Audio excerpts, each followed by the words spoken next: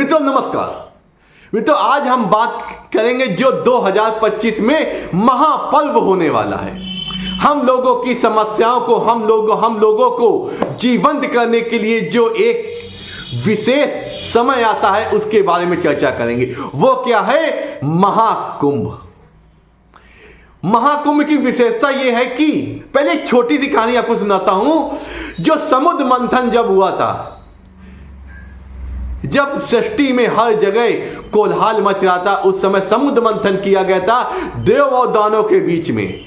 उस समय कुछ चीजें उस मंथन से मिली थी और उन चीजों में एक विशेष चीज थी अमृत, जो हमारे जीवन में आ रही सारी समस्याओं को और निरोगी करके और हमारे पूर्वज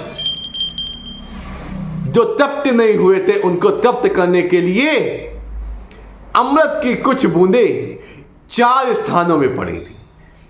4 स्थानों में एक प्रयागराज, हरिद्वार, नासिक और उज्जैन।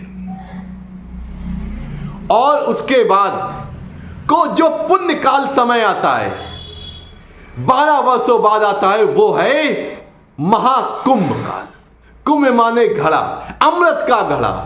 तो इस वर्ष 2025 में महाकुंभ होने वाला है, जो कि प्रयागराज में हो रहा है।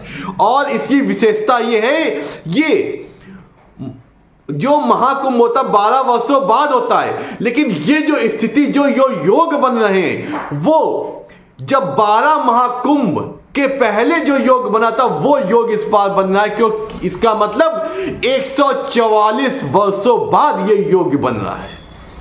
तो इस महाकुंभ में हम लोग सभी सनातन धर्मी इस धरा में उपस्थित सभी लोग कुंभ में पहुंच के इस अमृत स्नान का लाभ उठाएं। और ये अमृत स्नान हमारा जब मकर राशि में सूर्य हो जाते, मकर संक्रांति से आपका प्रारंभ होता है, और जो भी अमावस, जो भी पूर्णिमा आती है, जैसे बसंत पंचमी, मौनी अमावस्या और शिवरात्रि, इस प्रकार की जो भी विशेष तिथियां होती हैं, ये आपकी स्क्रीन में दिख रहा। इन अमृत स्नानों में पहुंचकर अपने जीवन को कृतार्थ करें, क्योंकि जो देव होते हैं वो बहुत महान होते हैं। उन्होंने हमारे जीवन में हमेशा सुख समृद्धि लाने के लिए अलग अलग अवसर और अलग अलग चीजें दे के वो हमारे जीवन में जो हमसे गलतियां या पाप हो जाते हैं उससे हमारे जीवन को उत्तीर्ण करते हैं। और अब बात करते हैं कि महाकुंभ में स्नान के बाद हमें क्या करना चाहिए।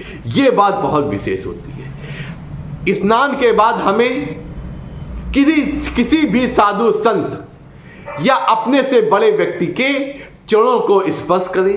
फिर उसके बाद अपनी सामर्थ्य अनुसार उनको वस्त्र, अन्न और तिल का दान दें। इससे क्या होगा कि जो ये दान होता है ये महादान की श्रेणी आता है। और जब मकर राशि में सूर्य आ जाते हैं उसके 2 घंटे बाद तक का महादान का समय होता है। उस घटी में जो दान किया जाता है वो सर्वोपरि होता है और वो चिरकाल तक जाता है। चिरकाल तक हमारे पुण्यों में वृद्धि करता रहता है। इस प्रकार जो महाकुंभ जो होने वाला है, इसमें आप लोग पहुंच के इन अमृत स्नानों की तिथियों में जो ये स्क्रीन पे दिख रही हैं, इन स्नानों की तिथियों में स्नान करें और अपने जीवन को कृतार्थ करें।